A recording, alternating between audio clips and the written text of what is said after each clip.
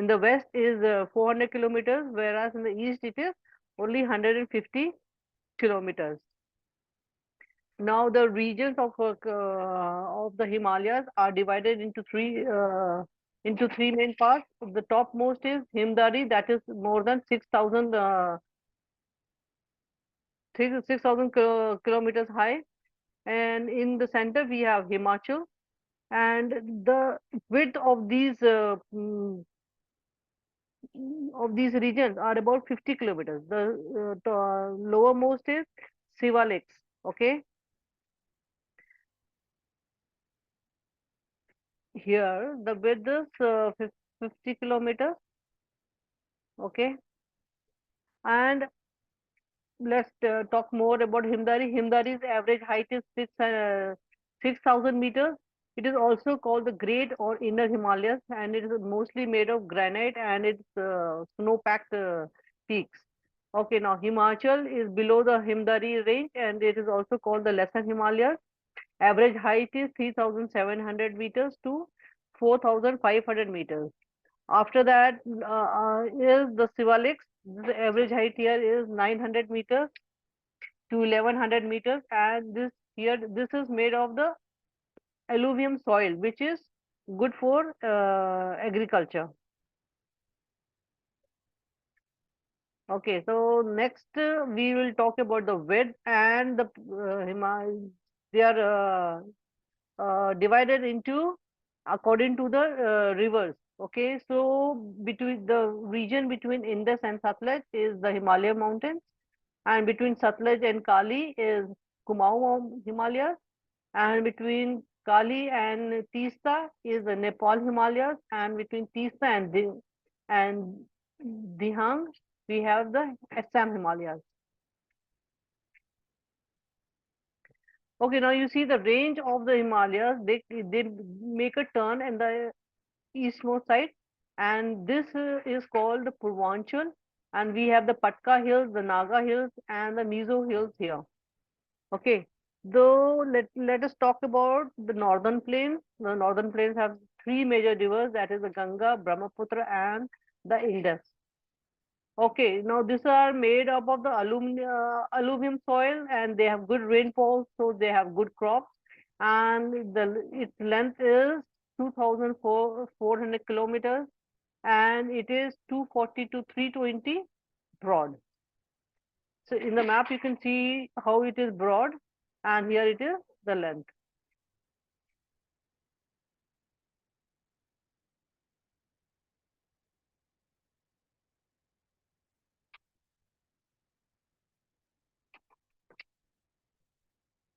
Anybody has any questions?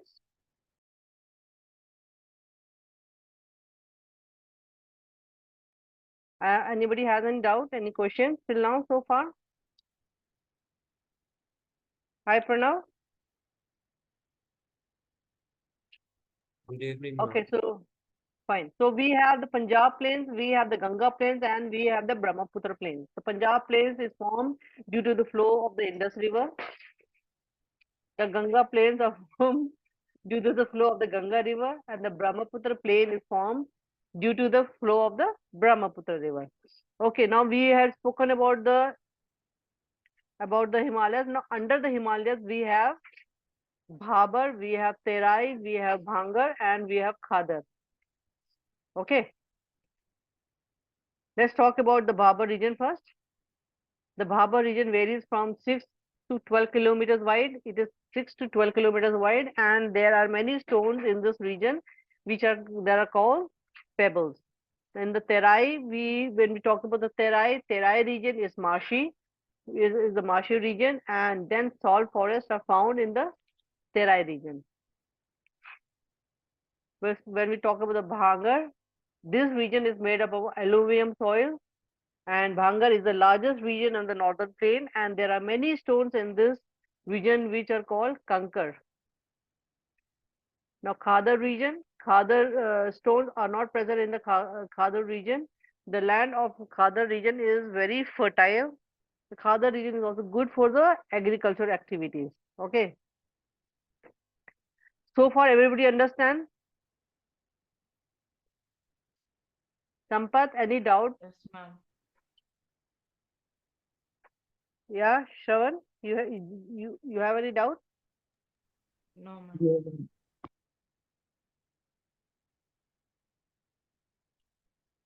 Okay, so we are going to talk about the peninsular plateau. Anybody know what is a peninsula? The peninsular plateau, we have, when there are land is covered by three sides water and one side land, it is a peninsula. Okay, and what is a plateau? Plateau is a land that rise up in comparison to other land, a large highland or flat land. So this is the diagram of a plateau. Okay, the normal land is here. Okay, now there is a rise here, and this place is called, this land is called plateau. Okay, now peninsular is three sides water, and then plateau is a raised land, so that is called a peninsular plateau. So we have a peninsular plateau, so they have land on one side, okay, and three sides we have water. So it is a peninsula. So why is the peninsula plateau? So this land that is I have highlighted, this is raised, okay, and we have the coastal mountains here and eastern ghats, and we have the western ghats on both the sides. Okay, the peninsular plateau is a tableland composed of old crystalline, igneous, and metamorphic rocks. Crystalline, igneous, and metamorphic rocks. It is formed due to the breaking and drifting of the Gondwana land, and thus making it a part of the oldest landmass. The plateau has broad and shallow valley and rounded hills. This plateau consists of two broad divisions, namely the Central Highland and the Deccan Plateau. Central Highland and the Deccan Plateau. Okay, the part of the peninsular plateau lying on the north of the Narmada River, covering a major area of the Malwa Plateau, is known as the Central Highland. The Vindhyan range is bounded by the Satpura range on the south and the Aravalis on the northwest. The further westward, you have to read this in the this it is I have extracted it from your textbook. The further westward extension gradually merges with the sandy and rocky desert of Rajasthan. Okay, the flow of the rivers draining this region, namely the Chambal and the Sindh, the Betwa and the Ken, from southwest to northwest, thus indicating the slope. Okay, the Central Highland are wider in the west but narrower in the east.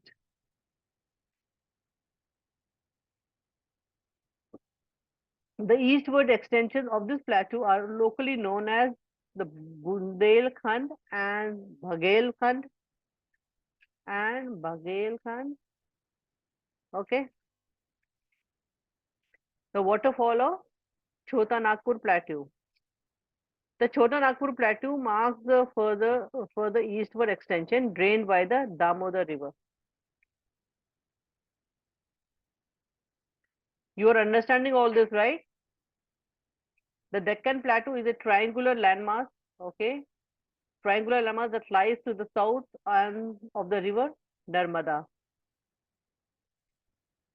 The Satpura range flanks is broad base in the north, while the Mahadev, the Kaimur hills, and the Michael range form its eastern extensions.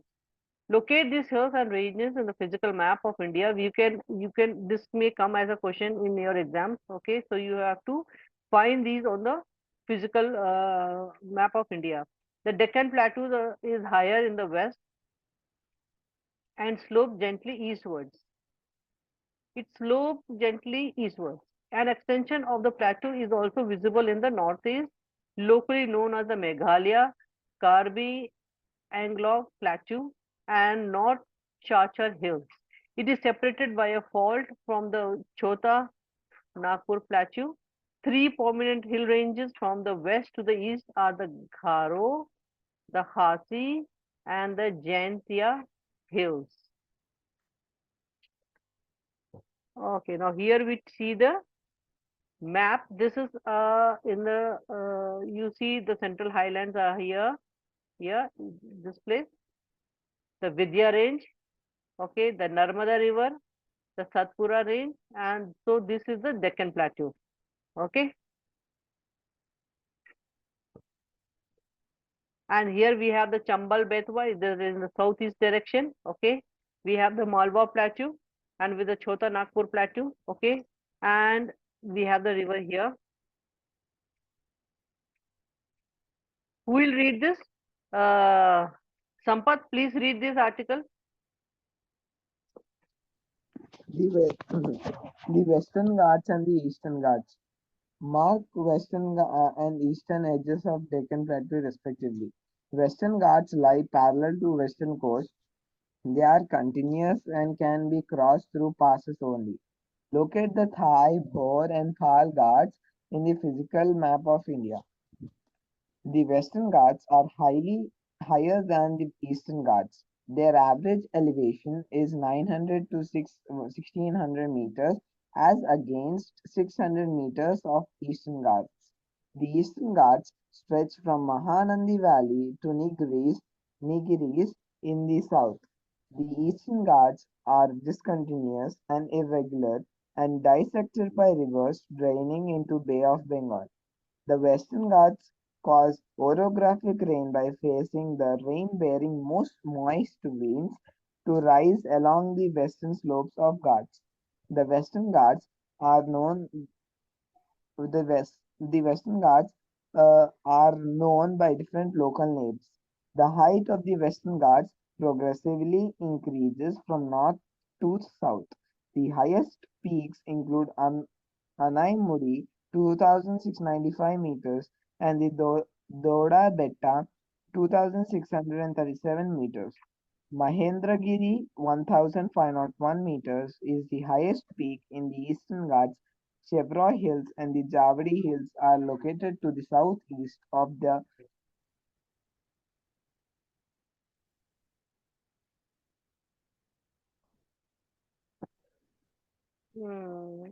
Just leave it. yes, ma'am. Okay, let's talk about the Indian desert. Here is the map. You will go the eastern, the western Ghat is this side, the eastern Ghat is this side. Okay, this is 900 to 600 meters, and this is 600 meters. Okay, let's talk. Just read this. The Indian desert. Pranav, you read. Yes, ma'am. The Indian desert lies towards the western margins of the Aravali Hills. It is an undulating sandy plain covered with sand dunes. This region receives very low rainfall, below 150 millimeter per year. It has a arid climate with low vegetation cover. What do you mean by St- arid? By arid, um, we mean dry. Okay. Uh, Streams appear during the rainy season. Soon after, they disappear into the sand as they do not have enough water to reach the sea. Luni is the only large river in this region. okay, so here we have the Aravali Hills. Yeah, here we have the Aravali Hills, and this Rajasthan is the great Indian desert. That is the Thar desert. Okay, and we have less than 150. We have approximately only 150 millimeters of rain per year. Now we are going to talk about the coastal plains. Okay, Shravan, I want you to read this, please. The coastal plains.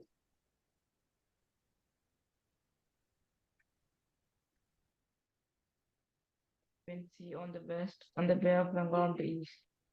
The western coast sandwiched between the Western Ghats and the Arabian Sea is a narrow plain. It consists of three sections. The northern part of the coast is called the Konkan, Mumbai, Goa. The central stretch is called the Kannad Plain, while the southern stretch is referred to as the Malabar Coast. Okay. Hmm.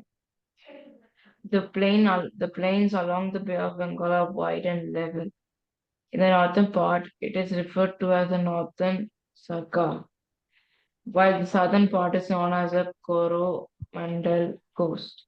Large rivers such as the Mahanadi, the Godavari, rivers such as the Krishna and the Kaveri have formed extensive delta on this coast. Lake Chilika is an important feature along the eastern coast. Yeah.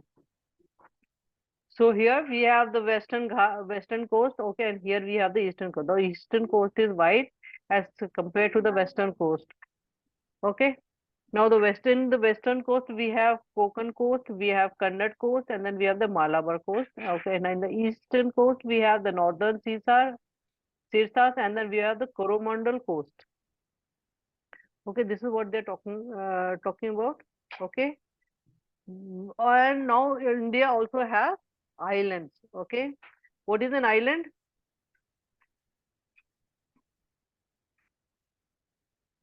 Sampath, you read this?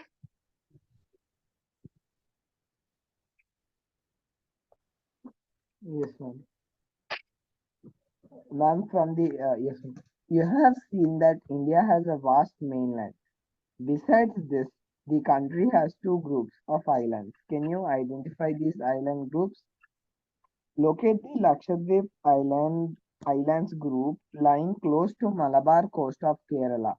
This is group of islands is this group of islands is composed of small coral islands. Earlier they were known as Lakadive, Minokoy, and Amindive. In 1973, these were named as Lakshadweep. It covers a small area of 32 square kilometers.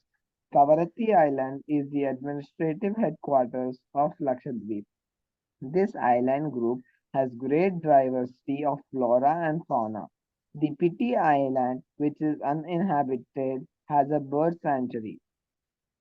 Ma'am, should we read the chorus also? No, no, leave that here. Okay. Now you see the elongated. Yes, ma'am. Now you see the elongated chain of islands located in Bay of Bengal extending from the north to south. These are Andaman and Nicobar Islands. They are bigger in size and are more numerous and scattered.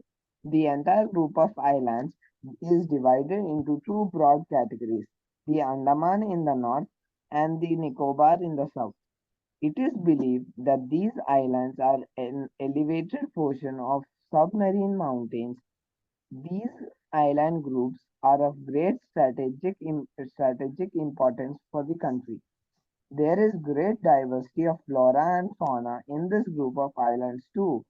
These islands lie close to the equator and experience equatorial climate and has thick forest cover. A detailed account of the different physiographic units highlights the unique features of each region. It would, however, be clear that each region complements the other and makes the country richer in its natural resources. The mountains are the major sources of water and the forest health. The northern plains are the granaries of the country. They provide the base for the early civilizations. The plateau is a storehouse of minerals which has played a crucial role in the industrialization of the country. The coastal region and island groups provide sites for fishing and port activities. Thus, the diverse physical features of the land have immense future possibilities of development. Okay, so Andaman and Nicobar Islands located in the Arabian Sea, we have the Lakshadweep Islands, and located in the Bay of Bengal, we have the Andaman and Nicobar Islands. Okay, so when you see them in the map, they look very tiny spot type. Okay, so Lakshadweep is a group of islands we located in the You can see I have. You don't have to remember the islands, but this is the way they sound in Lakshadweep, and this is the way they are located in Andaman and Nicobar. Okay, so Lakshadweep Island. Let's talk about the Lakshadweep Island. It is located in the Arabian Sea. Before this name was Lakadive, Minicoy, and Amindi Islands. And it was named after 1973. It was called the Lakshadweep Islands. Its geographical area is only 32 square kilometers, and its capital is Kawariti. And Andaman Nicobar is located in the Bay of Bengal. Okay.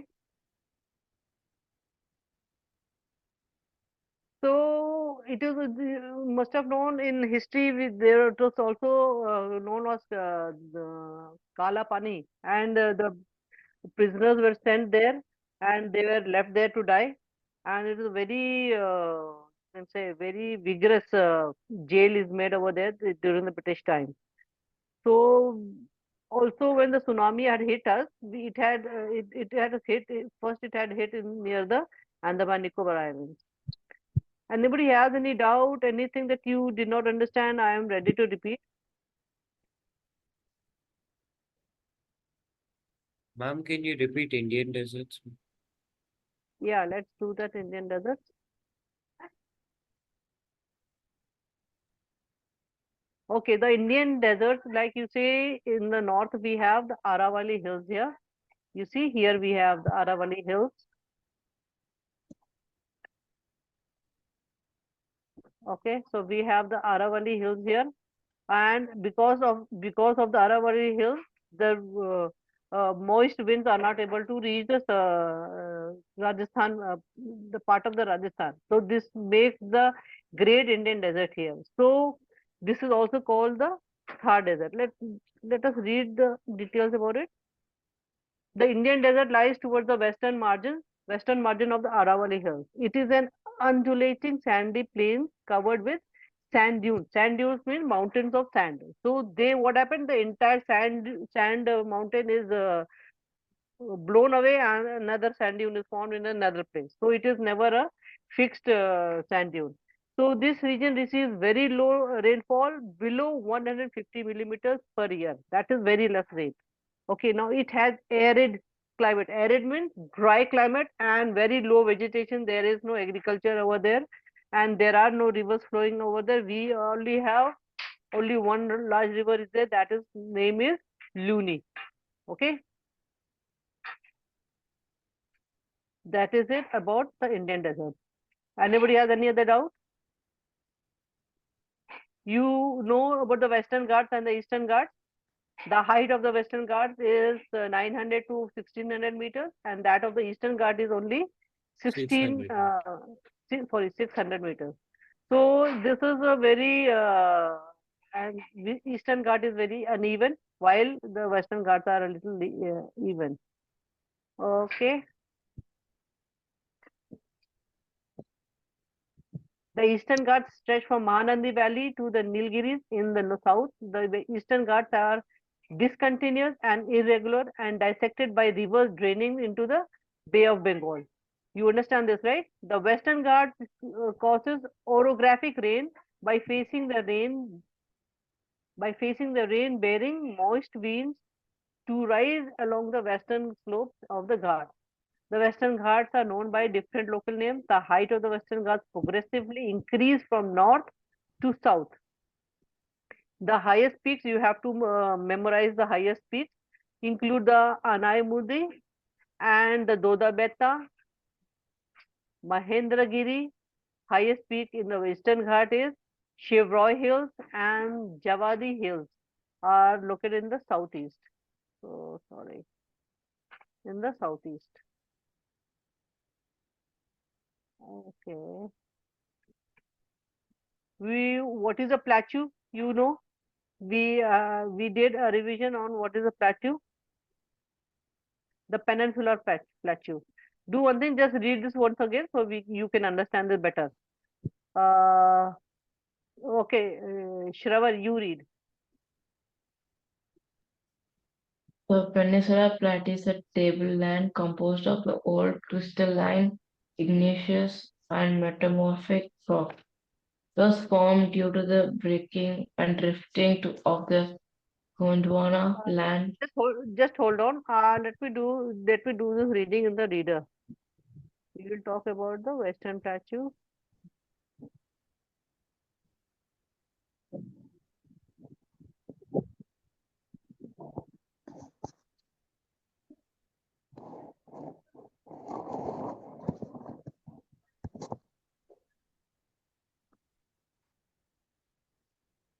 Yeah, read this. Yeah, the Peninsula Plateau. Making it a part of the from starting. Yeah, making it a part of the oldest landmass. Okay. Making it a part of the oldest landmass. The plateau has broad and shallow valleys and rounded hills. This plateau consists of two broad divisions, namely the Central Highlands and the Deccan Plateau.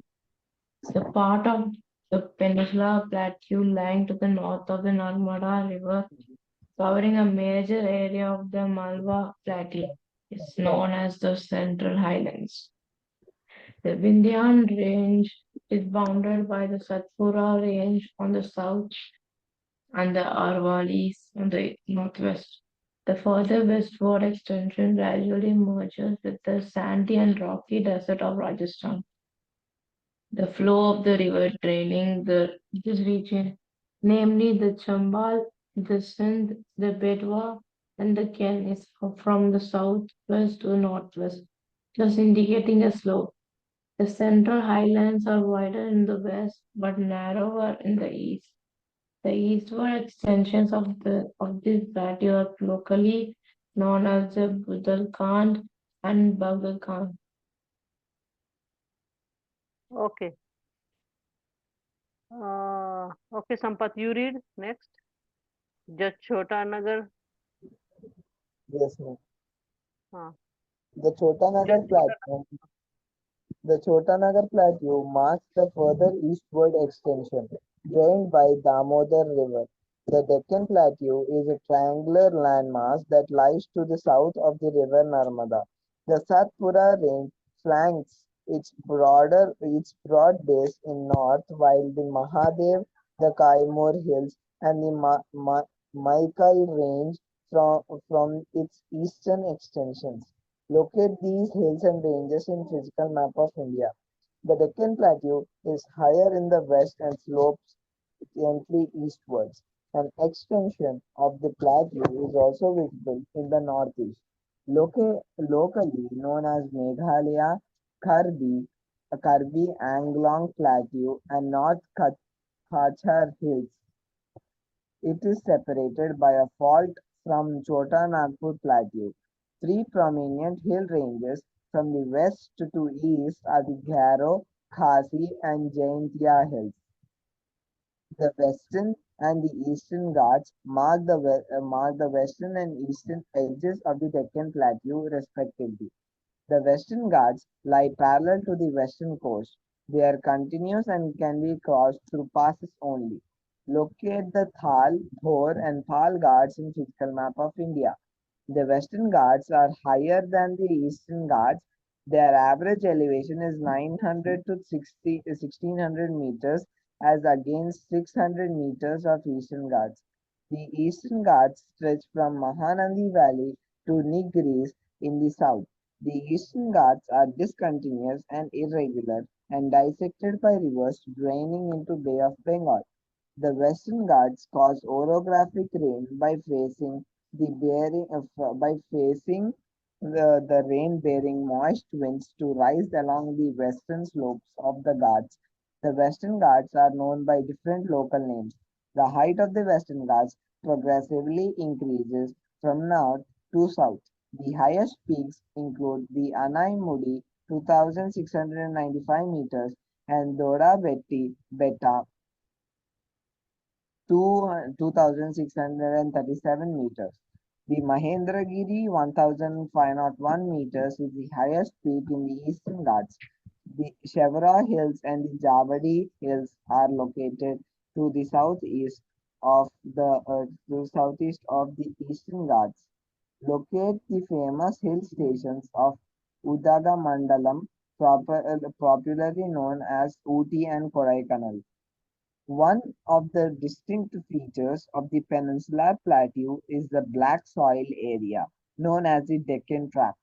This is of volcanic origin, hence the rocks are igneous. Actually, these rocks have denuded over time and are responsible for the formation of black soil.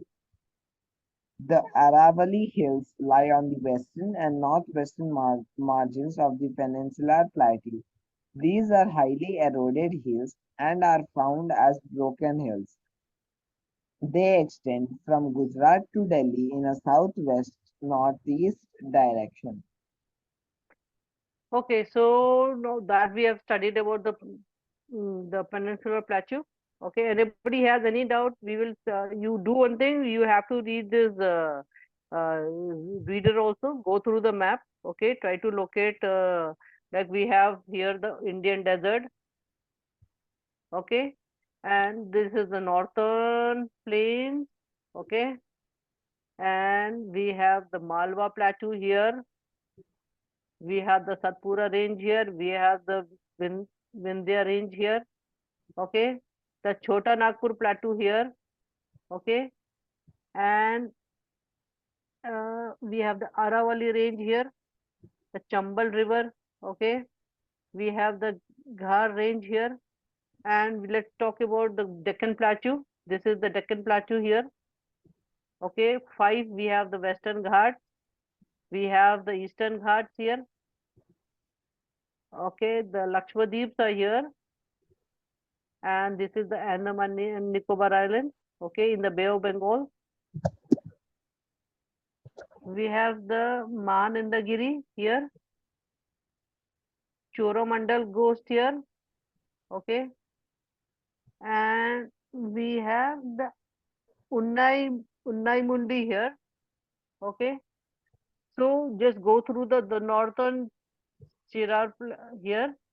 Okay, so just go through this maps.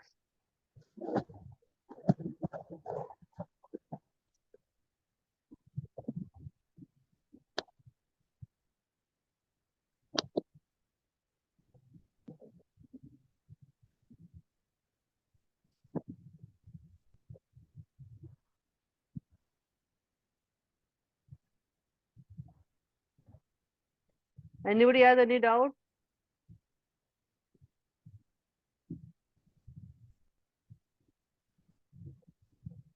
You have any doubts, or I will. I'm ready to take up any questions you have. After this, we are next class. If you want, we will do a quick revision of the question and answers. Other than that, after this class, I will send you the notes that I have made, and also I will send you the question and answers for your. But you have the readers for yourself. You have to read them. Okay, Sampath, Shravan. Okay, ma'am. Okay, then we will end Yes. class now. Bye bye. Good night. Thank you, ma'am.